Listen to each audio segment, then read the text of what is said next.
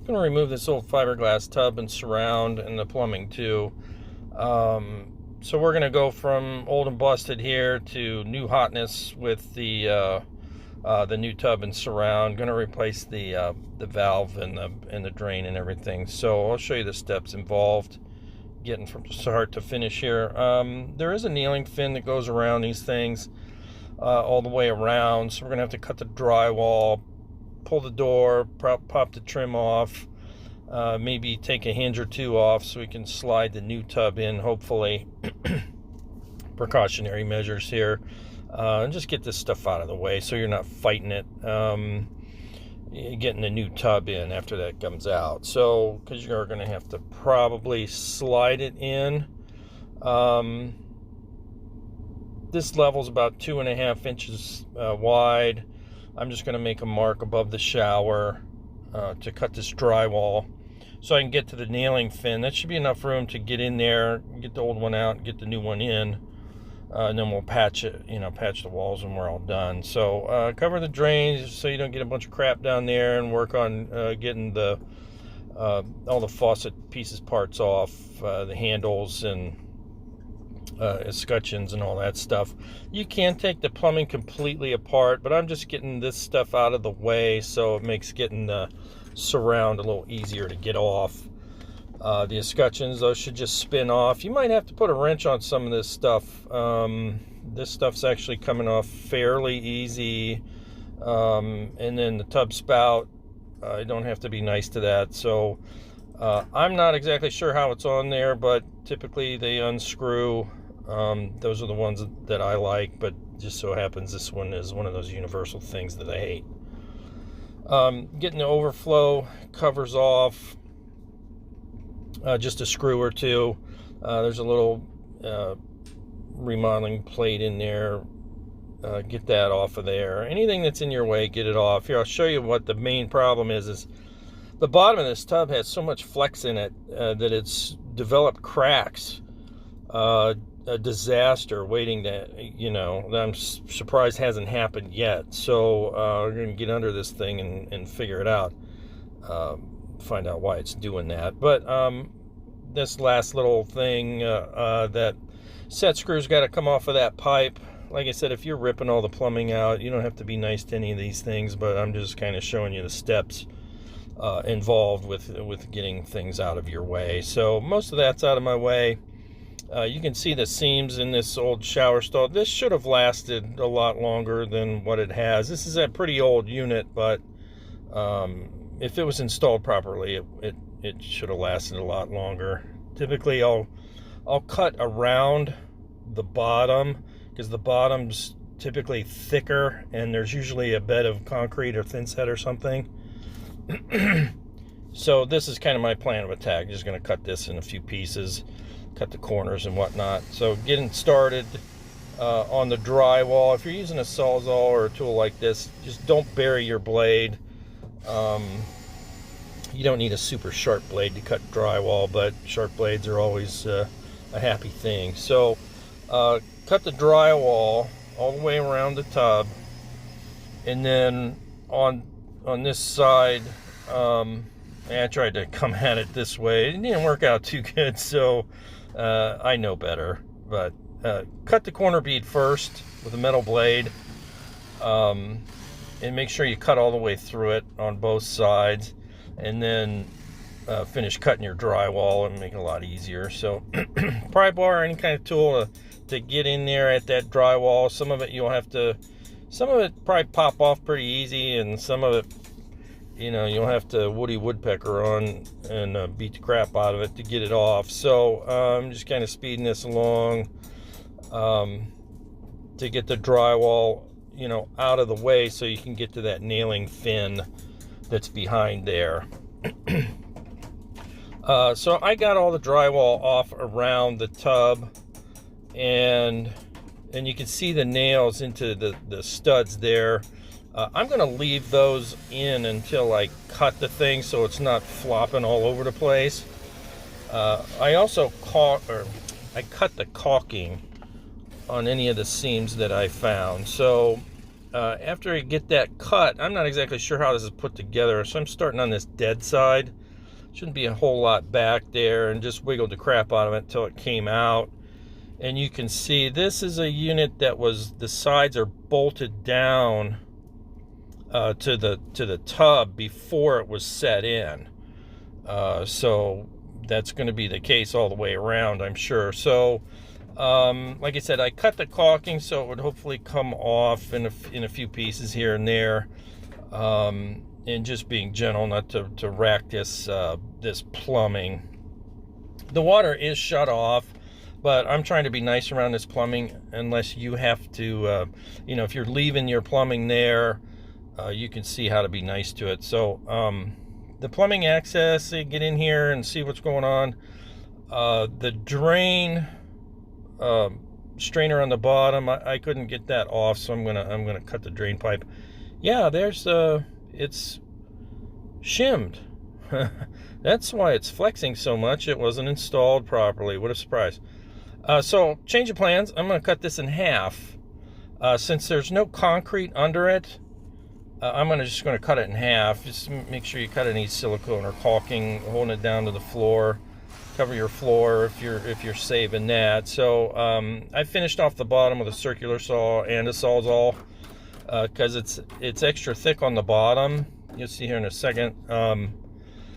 They got some extra support in there, but it's not enough to just let this thing, free fly with nothing under it.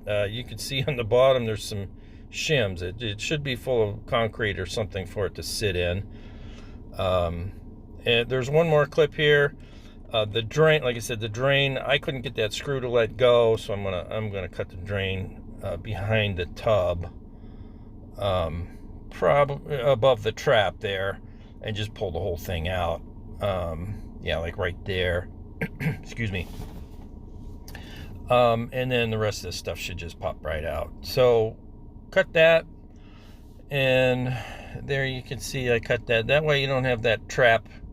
The trap is full of water. So and then get all your nails out after you're done cutting and chopping. Pull the nails out, and then the rest of this should be able to pull this towards me and get it out of here, and we can see what's going on underneath.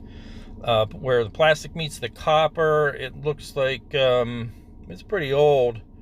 Looks like it's leaked here and there, but I'm going to take it apart right there. And the copper is in good shape. Threads are good. It's not destroyed, but my drain is in the wrong place, of course. It's about an inch and a quarter off. There is no play in that copper. So I'm going to have to chop that off too. So figure it out as you go. If you don't need to cut it, fine. I got the proper rubber boot to fit from the copper back to the PVC.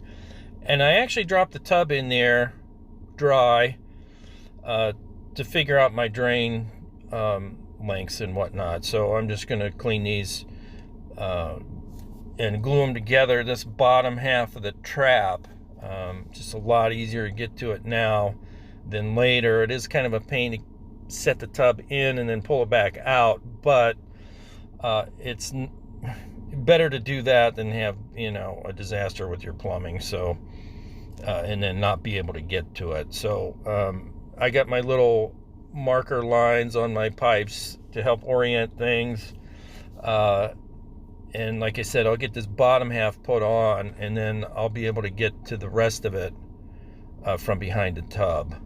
This is just, the top half is just dry fit on there for now. I did set the tub back in there again to make sure everything lines up, because once it's in, it's in.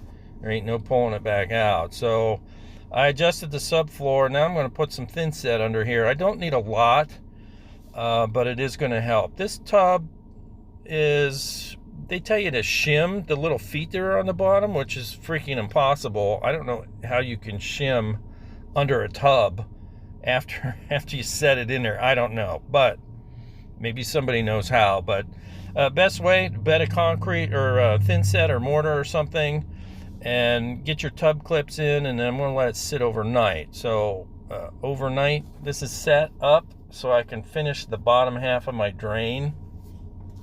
I'm going to glue that stuff in, but I'm going to leave the top half of the drain out so I can get the valve body in. The new valve there, I spared you the watching me hack the soldering together. So the new walls fit in those grooves. I put the back wall on first, and then I put the side wall in, but I didn't nail anything because I want to mark where the plumbing is. It does come from the factory with a center line where it's supposed to be. If you got to move it a little bit, I don't think it's going to matter, but little pilot hole from the back side where I marked it, and then I'm going to flip it around and cut my holes from the front side, so there's no busting out at the front side, possibly. So a little bit of room to spare. These are the little clips on those. This tub actually comes with a little foamy plug there that seals that edge right there. So any water that gets back there will go back into the tub, and there's a groove there and some notches for it to lock together. This is a caulkless system. This is a very robust tub enclosure, which I like about it because this is a rental. All these blocks to support those pipes and stuff, I screwed from the back side, so if it has to come off later, you can get to it. I used roofing nails to fasten this after I had all that done, and I did pre-drill holes because it is fiberglass. You might chip it or break it. So, and then after I got all that done, then I finished my overflow drain. And here I'm going to put some silicone. That pipe's pretty tight around there. You can use plumber's putty. I'm going to put silicone on the front and the back. I do prefer these threaded type of tub spouts rather than the universal ones. The universal ones just, they're all junky, made to break, but these seem to hold up better. And they're easier to replace once it goes bad, because it will. And there I caulked on the back in case you get any water dripping. It'll catch behind there and find its way back into the tub. Same with the valve there.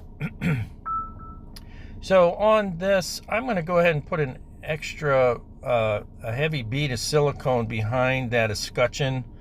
That way, if any water does find its way behind there, it won't get past that dam of silicone and leave a little gap at the bottom, so water can get out if it happens to get in there, per se. And then we'll just go ahead and install it as, you know, as the directions say. Usually there's a couple screws holding that escutcheon tight to the body. You want to run it tight, but don't crank on it. All this stuff is plastic.